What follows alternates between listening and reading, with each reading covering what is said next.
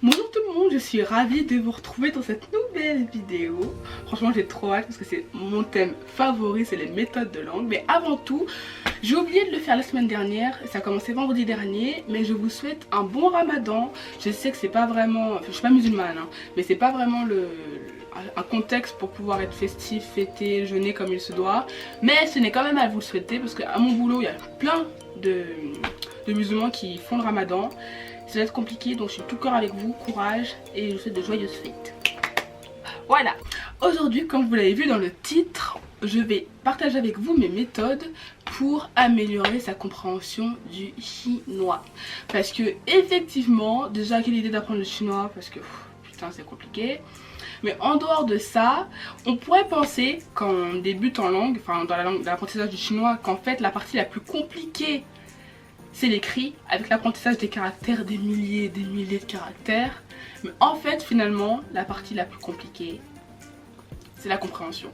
Quand on dit pour moi tu parles chinois, c'est du chinois, je comprends rien, c'est qu'effectivement comprendre du chinois c'est la galère. Donc aujourd'hui j'ai partagé mes petits tips, tout ça, à mon bureau, tranquillement, sur ma chaise, j'en avais marre d'être par terre. Mon couloir il est très joli, il est tout blanc, mais être assis sur le sol, bof bof. Et ici c'est bien cocooning, tout ça. Donc c'est parti. Alors avant même de commencer, mon premier conseil ça va être, déjà, si vous êtes en apprentissage, enfin que ce soit en autodidacte ou à l'apprentissage au lycée, à la fac ou que ce soit, si vous avez un manuel avec un CD dedans, écoutez-le. Ça sert à rien de vouloir chercher des petits tips sur YouTube ou sur internet. Améliorer sa compréhension du chinois si à côté vous avez un CD où on vous dit d'écouter mais vous l'écoutez pas. C'est la première chose à faire quand on apprend le chinois, c'est d'écouter les pistes audio où on entend le vocabulaire qu'on vient d'apprendre, les phrases où on utilise ce vocabulaire pour mieux déjà être familier au vocabulaire qu'on vient d'apprendre. Donc en plus c'est simple. T'as un CD, écoute-le. Après mon deuxième conseil, je suis désolée hein, si vous voulez décrocher des écrans, ce sera pas ici. Parce que tous mes conseils quasiment, ce sera avec des applications sur téléphone, sur l'ordinateur. Je suis désolée, mais ça va être des bons conseils. Enfin moi c'est des conseils que j'aime bien. Donc voilà, je me lance des autofleurs, voilà. Alors la première application que je vais vous donner, c'est the best application ever, c'est Do Chinese. C'est tellement, faudrait que cette application soit valable dans toutes les langues. Donc en gros, Do Chinese, c'est une application qui suite, tu peux aussi sélectionner la partie qui lit le texte. Et ça, c'est super intéressant. En même temps que tu lis le texte avec tes yeux, tu vas pas lire avec ta bouche, avec ton cul, bien évidemment. En même temps que tu lis le texte, et bah tu peux sélectionner pour que ça lise en même temps que tu lises. Et ça, c'est trop bien pour améliorer ta compréhension, mais aussi l'expression en même temps si tu veux écouter et ensuite juste après répéter. C'est vraiment mon application préférée.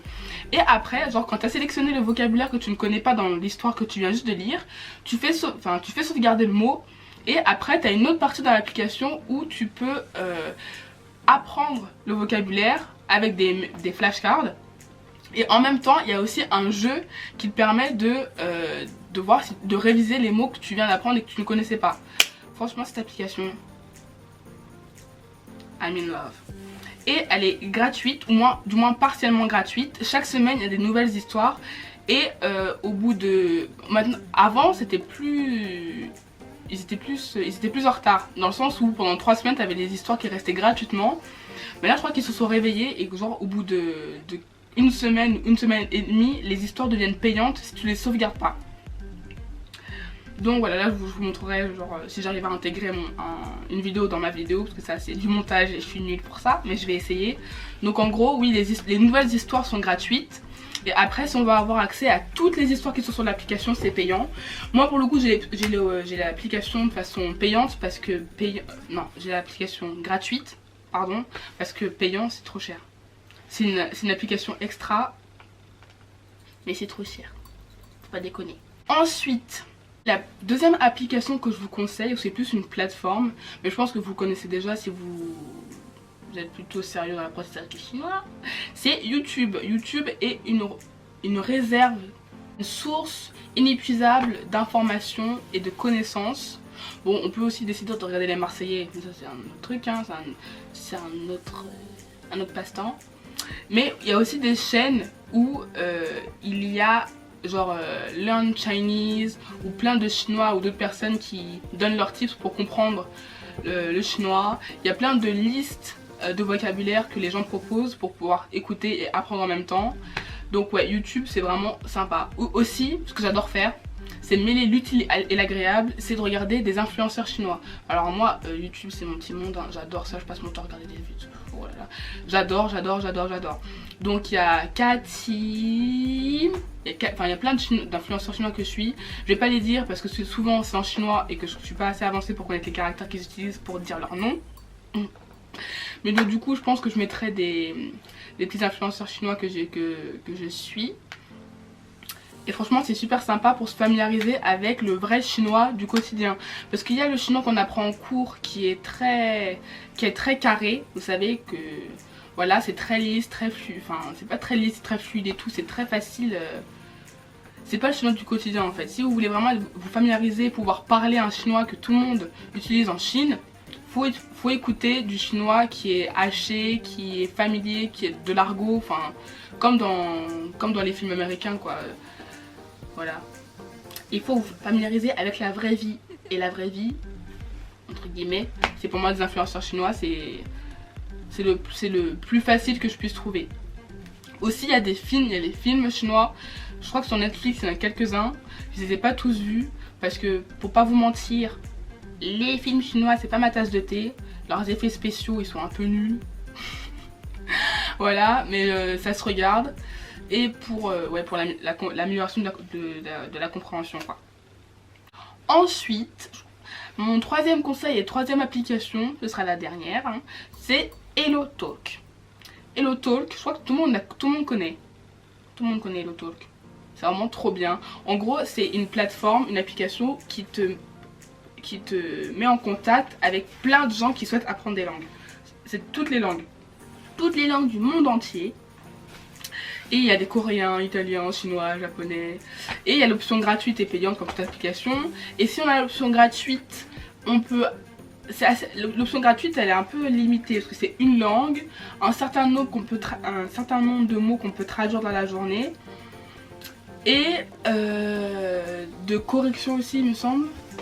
Et voilà. Et ce qui est bien c'est que du coup tu peux échanger avec les gens qui souhaitent apprendre le français. Et toi tu peux parler avec des gens, enfin moi par exemple je parle avec des chinois qui souhaitent apprendre le français. Donc moi ils me parlent à moi français et moi je leur parle à eux chinois. Et mutuellement on se corrige. Et si t'es pas timide, l'idéal ce serait que tu lui demandes d'envoyer des audios en chinois et toi que tu lui répondes en chinois pour que toi tu puisses entendre du chinois du quotidien encore plus vrai que les influenceurs sur YouTube. Il y a ma petite note qui part Kyoto.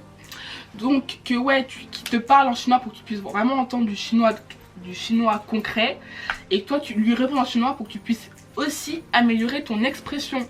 Parce que comprendre, c'est pas parler. C'est deux choses complètement différentes. Quand tu entends, c'est très passif. Tu te dis ah je connais ce mot, donc tu comprends. Il n'y a pas de souci. Mais parler, c'est pas pareil. Je vous le dis, moi genre en compréhension, ma prof de chinois parfait, ma prof de compréhension de chinois parle pas français parce qu'elle est arrivée l'année dernière. Je vous jure que c'est vrai, véridique, elle nous parle en anglais quand on comprend pas, mais pas un mot de français. Donc on n'a pas le choix de comprendre quand elle parle chinois pour les examens parce que sinon on est dans la merde. Et là pour le coup quand elle nous parle chinois, je comprends plus ou moins ce qu'elle nous dit. Mais dès que moi je dois m'exprimer pour dire madame j'ai pas compris, je galère de ouf. Donc du coup je dis pas à la prof que j'ai pas compris parce que je sais pas le dire. Voilà. Donc oui, c'est encore mieux si vous lui demandez à ce qu'il vous parle en chinois, comme ça vous pouvez bosser votre compréhension. Et vous lui répondez en chinois aussi pour parler votre expression. Un coup en un, deux coups en un, deux coups en un, c'est ça l'expression. Voilà. Donc je pense que j'ai tout dit pour les petits tips pour améliorer sa compréhension.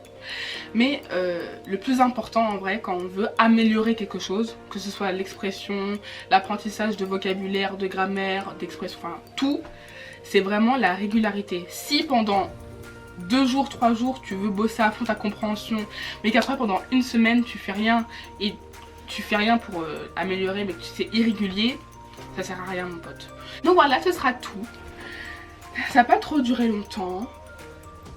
Voilà, si vous avez des questions, si vous voulez me partager vos idées, vos tips pour améliorer votre compréhension du chinois, que ce soit du coréen ou du japonais ou une autre langue, dites-le moi en commentaire. Si cette vidéo vous a aidé, n'hésitez pas à donner un petit pouce bleu pour me dire si ça vous a plu. Et ce sera tout pour aujourd'hui. Je vous fais des gros bisous et à la semaine prochaine.